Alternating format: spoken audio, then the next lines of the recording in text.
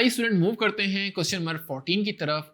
14th को start करने से पहले आप ये बात जान लें कि क्वेश्चन नंबर 10 से लेके 13 तक हम अपने प्रीवियस एग्जाम्पल्स में और सेल्फ असेसमेंट एक्सरसाइज में कवर कर चुके हैं, तो उसके लिए आपको वंस अगेन उनको रिवाइज करना जरूरी है। तो चलते हैं क्वेश्चन नंबर 14 की तरफ। Question 14 is calculate number of atoms in each of the following sample. A is 3.4 moles of nitrogen atoms, B 23 grams sodium and C 5 grams of hydrogen atom।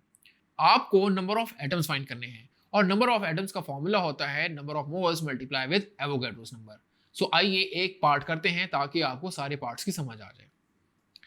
तो पार्ट नंबर बी को देख लेते हैं। B is 23 grams of sodium। देखिए student, number of atoms का formula use करेंगे।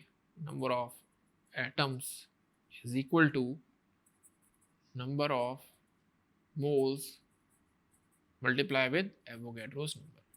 तो यहाँ पे आप देखिए कि हमारे पास मोल्स कितने हैं। मोल्स हम बना सकते हैं, पहले आप नंबर ऑफ मोल्स बना लें।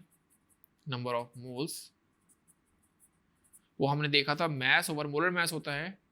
23 सोडियम का मैस है और 23 ही मोलर मैस है, तो ये बन जाएंगे 1 मोल। अब आप फॉर्मूले में पुट कर दें। सो फॉर्मूला आपका है number of atoms moles multiply Avogadro's. So moles आपके बन गए 1 multiply with 6.02 into 10 raised to power 23। So आपका आंसर बन जाएगा 6.02 इंटू 10 रेज़्ड टू पावर 23। ये आपके नंबर ऑफ सोडियम एटम बनेंगे। So students, A and C part बिल्कुल इसी तरीके से करना है कि जिसमें आपको already given number of moles provided हैं, उसको आपने एवोगैड्रो से मल्टीप्लाई कर देना है ताकि आपके पास नंबर ऑफ एटम्स आ जाएं।